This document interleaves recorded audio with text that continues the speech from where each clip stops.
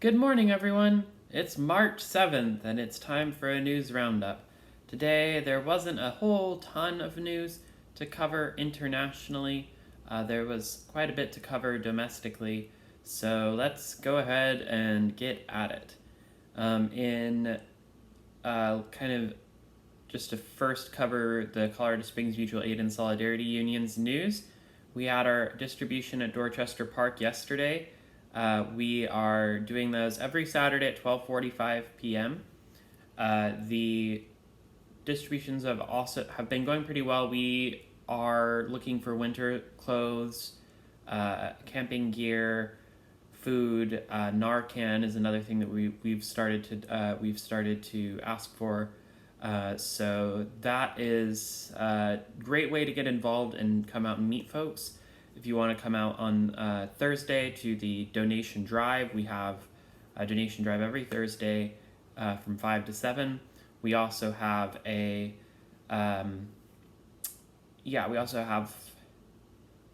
book club on Tuesday at 7 o'clock. At the General Assembly last night, we talked about a potential canvassing drive for donations and planning for a pop-up. It was a somewhat smaller meeting. We had about 6 folks there.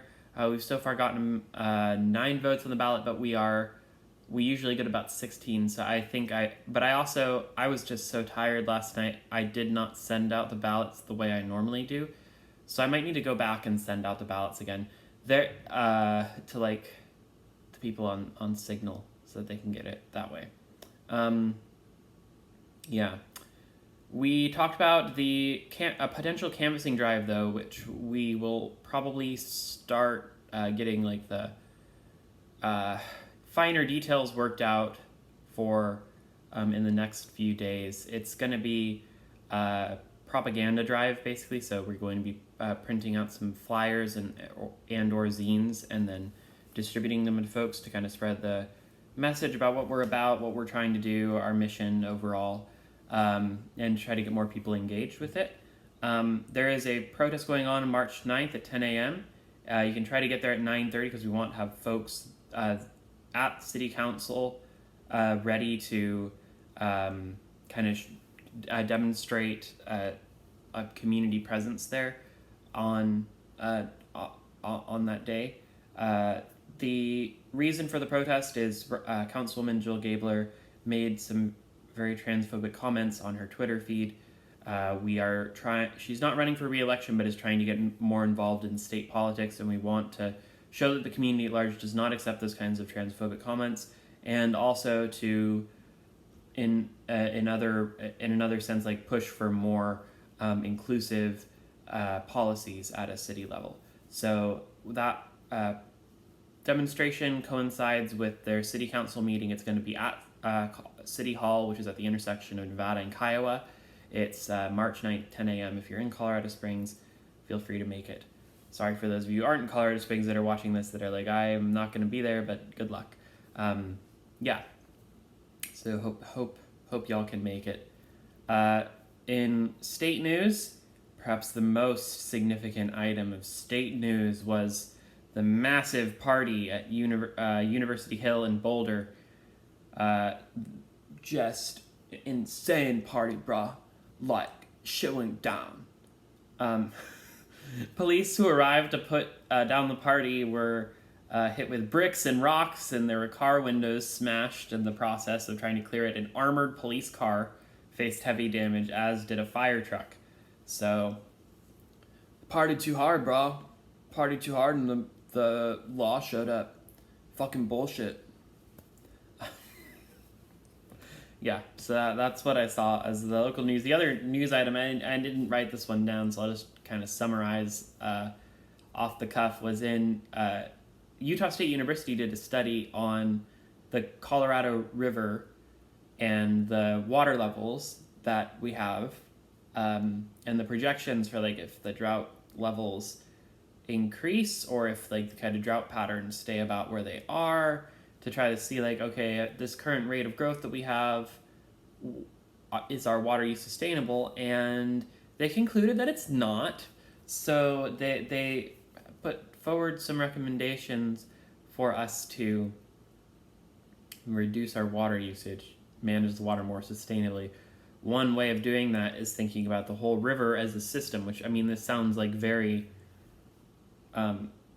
intuitive, but they've been traditionally thinking of the two major reservoirs as separate systems.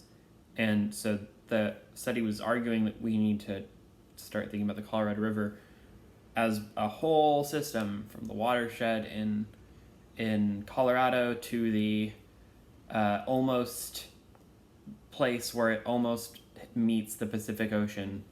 It would meet the Pacific Ocean if we didn't use so much of it for agriculture. Now it doesn't meet the Pacific Ocean.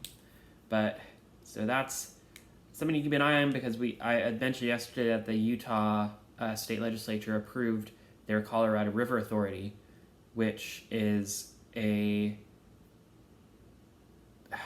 it's been opposed by conservation groups because it's kind of just overly simple, and it's just focused on like trying to get more water for Utah, which is going to put Colorado in conflict with them and Arizona in conflict with them, when what they're really advocating for is this kind of broader interstate collective management, acknowledging the finite amount of water that we have and the possibility for more droughts in the future as climate change intensifies. I did kind of do my normal routine of just switching between all the different news channels yesterday to see what was like the headlines. And the biggest headline on like the right-wing news media, or like the far right-wing news media, I guess you'd probably call it, because they're all kind of right-wing. But Biden has overturned the Remain in Mexico policy, right? So for the most part, he's made it so that people no longer have to wait in Mexico to apply for asylum. And so people seeking asylum and unaccompanied minors who are trying to get into the U.S. have been crossing the U.S.-Mexico border. It's kind of like, if you imagine it, like there was a backstop of people who couldn't get in, and now that there's been a policy change, a lot of them have gone in. Human Rights Watch reports that, quote, nearly half of asylum seekers under the Remain in Mexico program lost their cases after missing court dates, end quote. What they reported in that overview was that the Mexican government had like taken migrants and would bus them really far away from where their court dates were, that there have been a lot of abuses by the security personnel, that there have been a lot of like kind of corruption and exploitation of the migrants that were seeking asylum. A lot of them are from Central America, where there's been increased amounts of political turmoil and violence with COVID. Some of them are from Venezuela. They're in the Human Rights Watch article. One woman described being like having led a protest trying to get humanitarian aid released into Venezuela, and was like beaten and shocked, and then taken out to the border and told never to come back, and like so they're seeking asylum in the United States now. The Biden administration, this is a quote, another quote from the Human Rights Watch report. Quote, the Biden administration continues to expel asylum seekers arriving at the border on misleading public health grounds, and has made no provision for the 30,000 whose asylum cases were unfairly terminated after they were sent to Mexico. More than 100,000 people were detained last month, which is the most since 2006. It was 78,000 in January, so there's been a big increase. As I said, there had been kind of a backstop. There's also been, if you really want to think about it structurally, and I mean in a historical sense, there's been a lot of U.S. policy that has destabilized countries in Central America, in Venezuela, that has encouraged the flow of migrants. We've also helped train a lot of the drug cartels and provide resources to a lot of the people that later went on to go join the cartels, or we have helped prop up the drug trade as a way to fund operations in like Nicaragua during the Cold War, stuff like that. We've done a lot of stuff to kind of contribute to this, so that I think that there's like this really there's a lot of hesitancy about calling it a crisis, because the far right media is definitely calling it a crisis. Like if you watch Judge Janine Pirro, she's like losing her shit about this, but the way that they talk about it is very frantic and tied heavily to like just the present moment. So they're just emphasizing like criminals could come into the country. There's these coyotes smuggling people over the border. There's this rise of COVID-19 infections, and they're ignoring the fact that really like a lot of this has to do with Trump's policies in the first place, which created this huge backflow of migrants who were not being treated well in Mexico. They were being abused in Mexico. A bunch of paperwork stuff that's messed up, and then the Biden administration is trying to not immediately try to deport children or like clear out children, but they're still holding them in like the same kind of holding facilities that are not exactly humanitarian conditions. It's a pretty bad situation. The more right-wing media, more moderate right-wing media, which is like CNN-ish is what I'm talking about there, is trying to emphasize the work of like local organizations and the stories of migrants, downplaying the idea of a crisis, but still kind of expressing like this necessity of border control and like trying to be like, oh no, we don't want open borders. We want a carefully controlled border that can channel these migrants in places where we need them and control the flow. It's still not, and it's still presenting this risk that like, okay, there could be more people coming too, and these facilities could get overwhelmed. I think I'm interested to know, and I'll look into this, like what kinds of mutual aid organizations are active down there, because I think that is probably the best way to actually help. I don't think that trying to tighten down the border, I don't think having a border is even necessary really. But like just what can, I think it'd be good to find out what can, people do to help. I feel like I'm close enough to the border that I can probably drive down there someday, try to get in touch with folks. So I'll try to figure that out if I ever have time. On the anniversary of Bloody Sunday, a day when African-American protesters back during the Civil Rights Movement were brutally beaten by police in Selma, Alabama, Biden signed an executive order to promote voting access and allow all eligible Americans to participate in our democracy. He said in the statement on the White House website, quote, "The executive order will leverage the resources of the federal government to increase access to voter registration services and information about voting," end quote.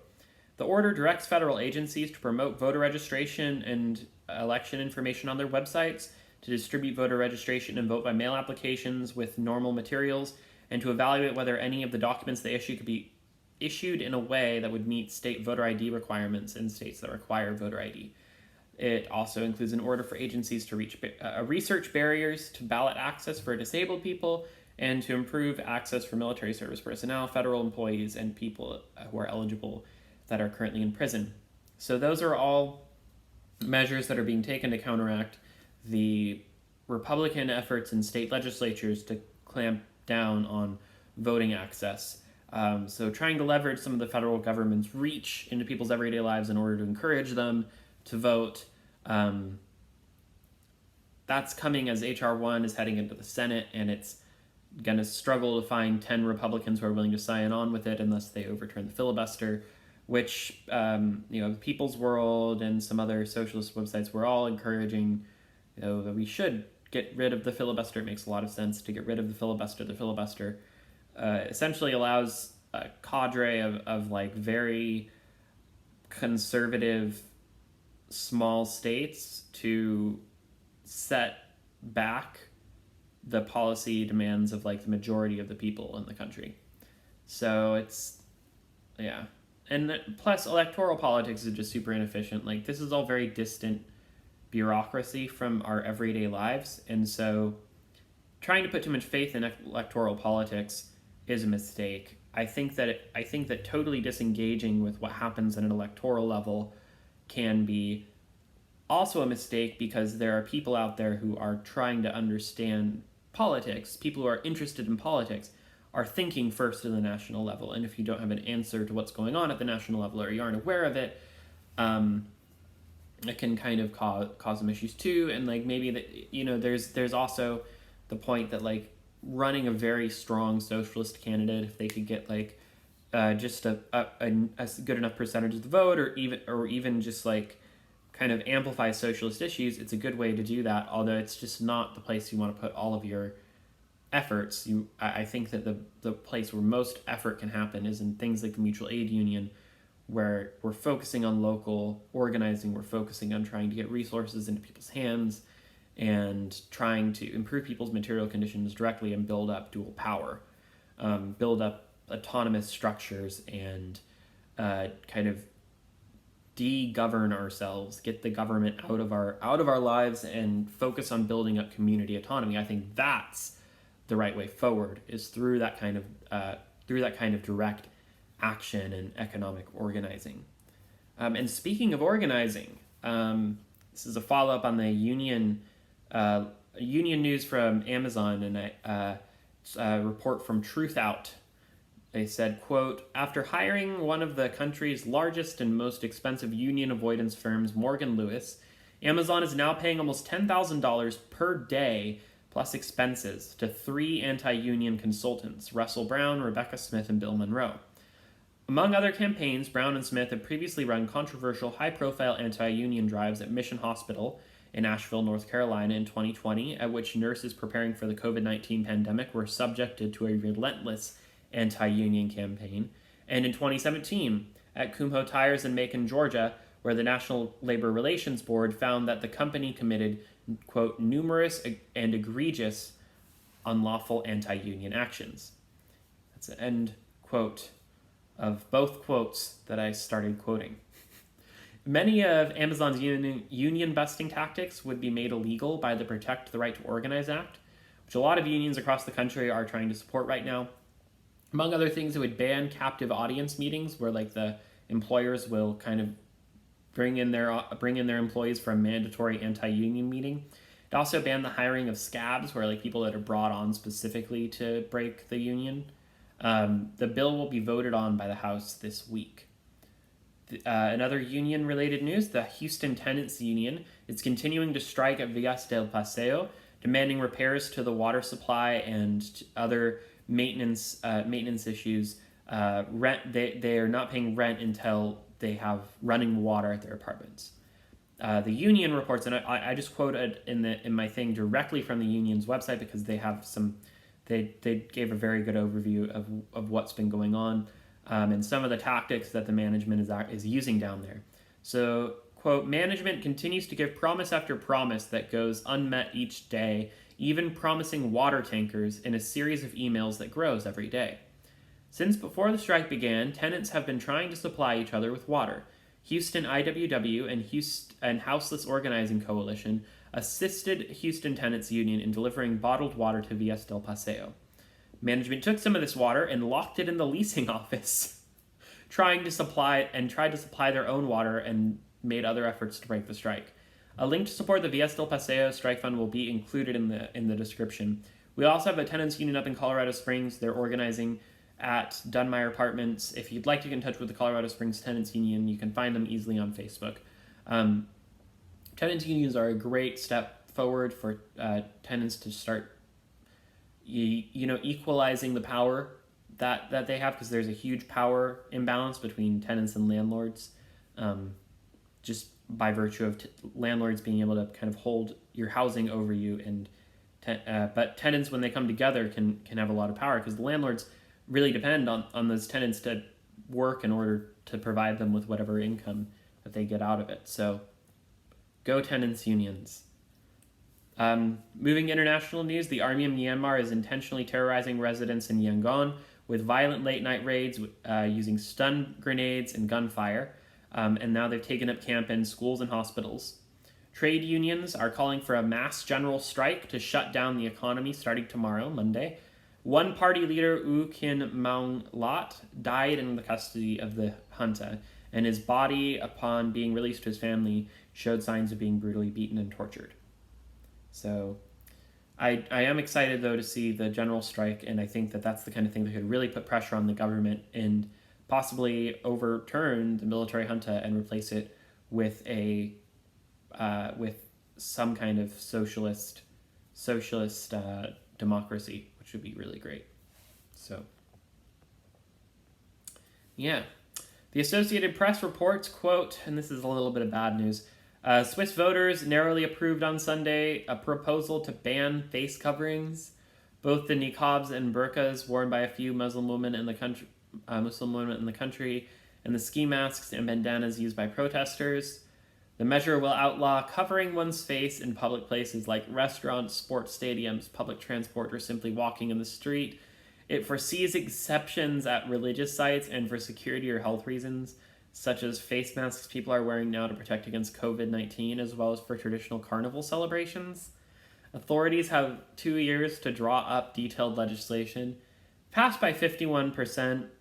It's a very Islamophobic rule, and I looked at some of the propaganda they were using to support it, and it's pictures of a angry looking Muslim woman in a burqa, with her eyebrows all grrr, and she's it says on the bottom "Stop extremism," and it's just oh my god. But the thing that's telling about it is that they'll still allow it for Mardi Gras celebrations or carnival celebrations, because that's not extremism. That's normal Catholicism. That's not extremism at all. But if someone wants to cut it, it's dumb. It's these kinds of right wingers will say they support freedom and all that, and then cheer on these rules that tell people set public dress codes. It's just condescending. Just let people decide what they want to wear. And honestly, a lot of the time it is a choice that folks make for themselves. It's very uneducated, and it just assumes that they're being oppressed because they're wearing that, which is very patronizing. So, yeah. And so I was going to try to cover this today, but I do want to wait maybe until the results are a little bit more clear. There are going to be elections in Bolivia and the Ivory Coast today. I will report more tomorrow when results and ramifications have been made clear. The reason I think those are both significant, the movement for socialism in Bolivia was kind of overthrown by a coup slightly encouraged or backed by Elon Musk and the U.S. government. They put in a right-wing, I think her name was Janine Áñez, right-wing anti-indigenous politician for a little bit, and then the movement for socialism won the following elections. There's now this next election is not for presidency, it's for legislature, but people are interested to see if the movement for socialism is going to retain its popularity. I think this Janine Áñez thing is in 2019. I just keep thinking that 2019 was last year. I'm still training myself to not say that. And then in Ivory Coast, the reason this is significant is because they're one of the major cocoa growing regions in the world, and they have had significant political violence in their last 2 presidential elections. So there hasn't been violence yet in Ivory Coast on today's today's elections, but just keeping an eye on that, I think, is a good idea. The situation in Senegal is still ongoing. Have not seen any new developments, but the protesters are out there saying they're willing to just destroy stuff if Osmani is not released, because they're convinced that it's a corrupt maneuver to try that the accusations of rape against him are corrupt, and so that's happening. There's also anti-lockdown protests going on in Sweden. I did not include that in my write-up today. The anti-lockdown protests, I think, I just don't feel all that sympathetic to them. I feel more sympathetic to the economic concerns, and feel like the government should be trying to, if they're going to act, making sure people can stay alive, making sure people can have housing and food and all healthcare during this pandemic, which in here we haven't. We have done these very, very weak little edge fixes where we kind of be hey, would you like to have $1,400 to support you for the next year? And it's oh yeah, thanks friend. I'm not a fan. But yeah, so that's what I've got for y'all today. Hope you have a great rest of your day. Enjoy your Sunday. I heard it's very warm and sunny in Colorado Springs. I'm not sure how it is everywhere else. I think it's fall in New Zealand, which is where I heard one person is listening to us from. So I hope enjoy your nice fall day. And yeah, let us know what you think. If there's anything I said that you find to be an egregious distortion of the truth, then please let me know. Please let me know. In the meantime, I hope you'll enjoy this brief meme slideshow accompanied by the Soviet national anthem.